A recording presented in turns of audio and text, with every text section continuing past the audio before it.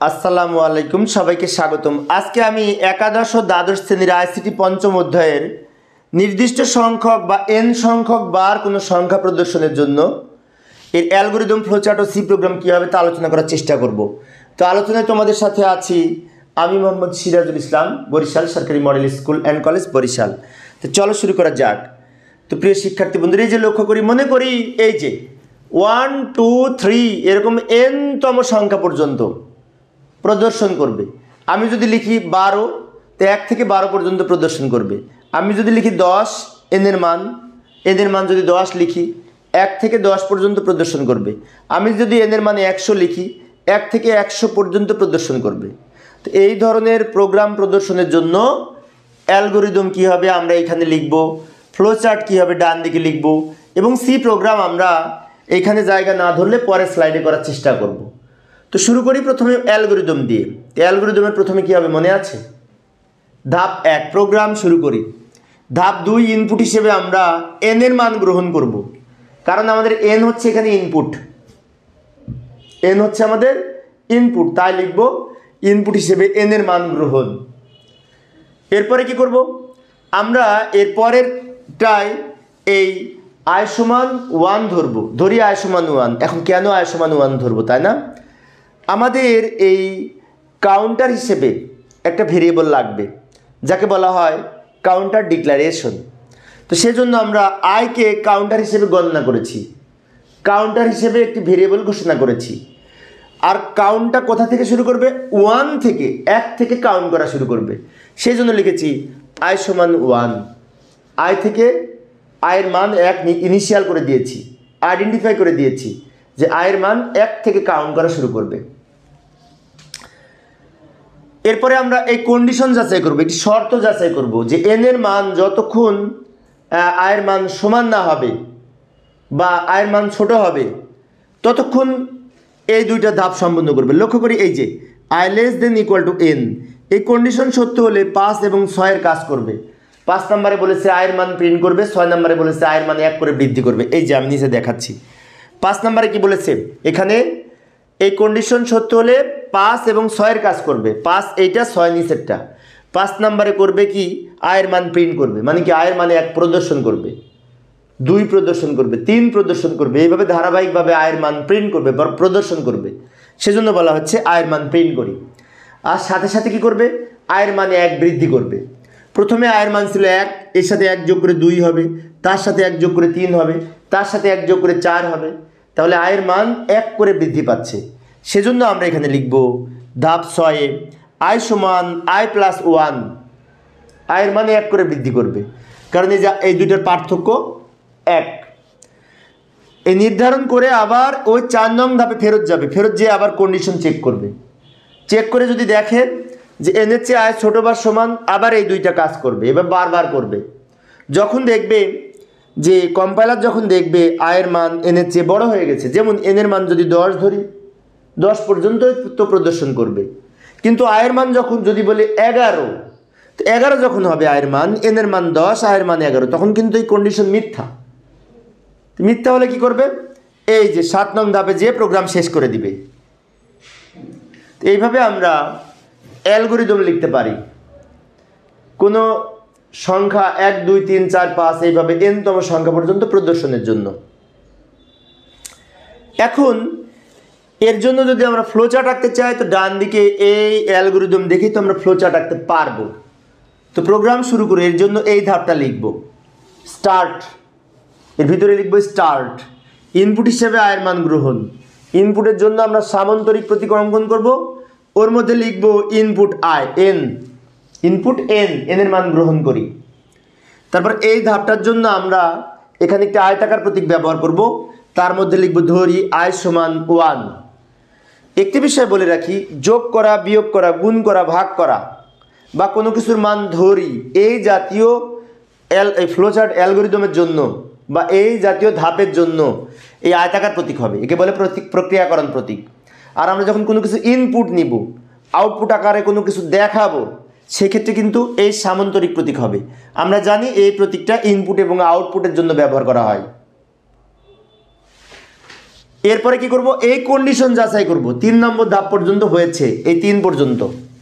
এরপরে আমরা এই যে কন্ডিশন যাচাই করব, কি condition, i less than equal two n। এই কন্ডিশন যাচাই করার জন্য আমরা এখানে একটি সিদ্ধান্ত প্রতীক নিব, এটাকে বলা হয় সিদ্ধান্ত প্রতীক।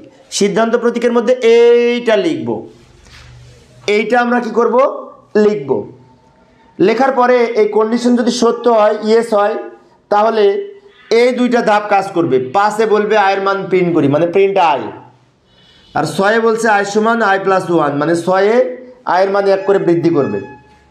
অর্থাৎ এখানে কি হলো, কন্ডিশন যদি সত্য হয় তাহলে আয়ের মান প্রিন্ট করবে 5 ধাপে, আর 6 নম্বর ধাপে আয়ের মান i প্লাস 1 মানে কি 1 বৃদ্ধি করবে। তো আমি বলেছি, প্রথমেই বলেছি যোগ করা, বিয়োগ করা, গুণ করা, ভাগ করা, তার জন্য আমরা এই আয়তাকার প্রতীক ব্যবহার করব প্রক্রিয়াকরণ হিসেবে। এখানে কি বলেছে, এটা 6 নম্বর ধাপ। 6 নম্বর ধাপে বলেছে এই কাজটা করার পর আবার 4 নংয়ে ফিরে যাবে। এই যে 4 নংয়ে ফিরে যাবে, ফিরে যেয়ে আবার কন্ডিশন চেক করবে। কন্ডিশন চেক করে কাজটা বারবার ঘুরে ঘুরে করবে, বারবার ঘুরে ঘুরে সম্পন্ন করবে। যখন দেখবে এই কাজটা সম্পূর্ণ হয়ে গেছে, কখন সম্পূর্ণ হবে, যখন আয়ের মান এনের চেয়ে বড় হবে, মানে এই কন্ডিশন যখন মিথ্যা হবে, তখনই এই কাজটা সম্পূর্ণ হয়ে যাবে। তখন কি করবে, ডান দিকে প্রোগ্রাম আউটপুট দিয়ে শেষ করে দিবে। এইভাবে আমরা এই 1 2 3 4 5 6 এইভাবে n-তম সংখ্যা পর্যন্ত সংখ্যাগুলো প্রদর্শন করার জন্য, মনিটরে দেখানোর জন্য আউটপুট আকারে এই অ্যালগরিদম এবং ফ্লোচার্ট লিখতে পারি। তো এখানে আরও একটি কথা বলেছিল সি প্রোগ্রাম, তাই না?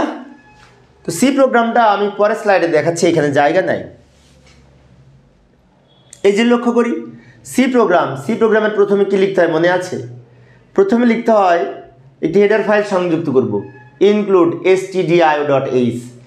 ইনক্লুড হচ্ছে প্রি প্রসেসর ডিরেক্টিভ, আর এই .h stdio.h হচ্ছে হেডার ফাইল সংযুক্ত করলাম। আমরা জানি এই সেকশনটার নাম লিঙ্ক সেকশন সি প্রোগ্রামের, ওইখানে আমরা একটি হেডার ফাইল সংযুক্ত করলাম। তারপরে মেইন ফাংশন দিয়ে প্রোগ্রাম স্টার্ট করলাম। স্টার্ট করার পরে আমরা এখানে একটি কিওয়ার্ড লিখব, বিশেষ করে এই ভেরিয়েবল ডিক্লারেশন করার জন্য। তো এই অঙ্কে আমরা 2টা ভেরিয়েবল নিয়েছিলাম, একটি হচ্ছে n যেটি ইনপুট ভেরিয়েবল n, আরেকটি কাউন্টার ভেরিয়েবল হিসেবে i নিয়েছিলাম। খেয়াল করেছো তোমরা হয়তো প্রোগ্রামের মধ্যে আমি যখন অ্যালগরিদম ফ্লোচার্ট দেখিয়েছি, সেজন্য আমরা এখানে int কিওয়ার্ড লিখব। এখন প্রশ্ন হচ্ছে int লিখলাম কেন? int লিখতে হয় পূর্ণ সংখ্যার জন্য। তো এখানে কি 1 2 3 4 5 এগুলো কি পূর্ণ সংখ্যা না? পূর্ণ সংখ্যা, সেজন্য আমরা int লিখেছি কিওয়ার্ড হিসেবে। এরপর একটি স্পেস দিয়ে n লিখব, ইনপুট ভেরিয়েবল, এবং i লিখলাম কাউন্টার ডিক্লারেশন বা কাউন্টার ভেরিয়েবল হিসেবে। অর্থাৎ n আমরা ইনপুট দিব, কততম সংখ্যা পর্যন্ত যোগ করবে, সেজন্য n হচ্ছে ইনপুট ভেরিয়েবল, আর i হচ্ছে কাউন্ট করবে, কত থেকে কাউন্ট করবে, 1 থেকে, সেজন্য i এর মান 1 আমরা ইনিশিয়াল করে দিব ফর লুপের মধ্যে। এবার আমরা n এর মান কিবোর্ড থেকে ইনপুট নেওয়ার জন্য প্রিন্ট এ ফাংশনের মধ্যে এখানে একটি স্টেটমেন্ট লিখব। আমরা লিখতে পারি ইন্টার এ নাম্বার, মানে যে কোনো একটা সংখ্যা দিই। আমি যদি 5 দিই এখানে, তো 5 পর্যন্ত প্রদর্শন করবে, তখন n এর মান হবে 5। আমি যদি 10 দিই তো n এর মান হবে 10। আমি যদি 12 দিই তো n এর মান হবে 12। তো যেটাই দিই না কেন সেটাতে n এর মান হবে। সেজন্য এখানে যে মানটা দিব ওটা n এর মান হিসেবে মেমোরিতে সংরক্ষণ করার জন্য আমরা আবার স্ক্যানএফ ফাংশন ব্যবহার করব। স্ক্যানএফ ফাংশনের মধ্যে আমরা লিখব %d and n। এটা কেন লিখলাম? স্ক্যানএফ হচ্ছে ইনপুট ফাংশন, %d হচ্ছে কোনো সংখ্যা ইনপুট নেওয়ার জন্য ফরম্যাট স্পেসিফায়ার, যেটি ডাবল কোটেশনের মধ্যে লিখতে হবে এবং লেখা শেষে বেশি কমা দিতে হবে।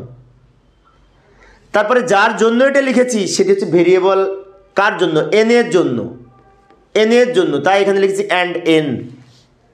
লেখাটির নিয়ম হচ্ছে %d হচ্ছে ফরম্যাট স্পেসিফায়ার, কমা দিয়ে and ভেরিয়েবল মানে কি, nটা হচ্ছে ভেরিয়েবল। এরপরে কি করব, আমরা ফর লুপের গঠন লিখব। ফর লুপের গঠন কি পূর্বের ক্লাসে কিন্তু আমি বলেছিলাম, মনে আছে? ইনিশিয়ালাইজেশন, ওই যে i সমান 1 দ্বারা আমরা ইনিশিয়াল করে দিব।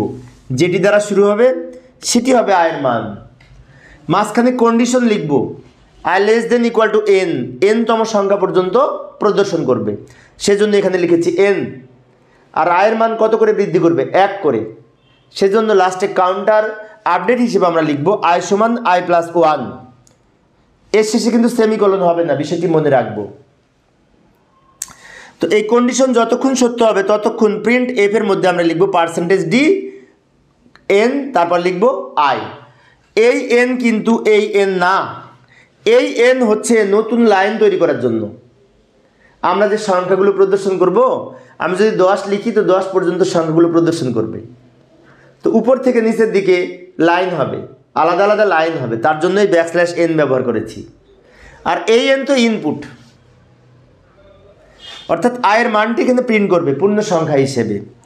রিটার্ন 0 লিখে প্রোগ্রাম শেষ করব সবার শেষে আমরা। এইভাবে আমরা পরীক্ষায় যদি আসে তো সি প্রোগ্রাম লিখতে পারি।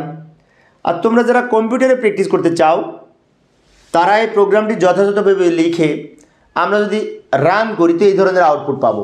এই যে এন্টার এ নাম্বার, আমি একটি নাম্বার দিই, মনে করি আমি এখানে দিলাম 7, তাহলে আয়ের মান 1, আয়ের মান কত?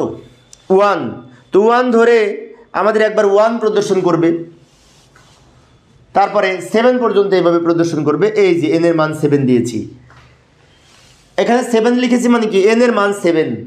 তো যতক্ষণ 7 পর্যন্ত না হবে ততক্ষণ এরকম প্রদর্শন করবে। এই যে উপরে নিচে লাইন আলাদা হয়েছে ব্যাকস্ল্যাশ এন ব্যবহার করার কারণে। আশা করি তোমরা এখন পারবে।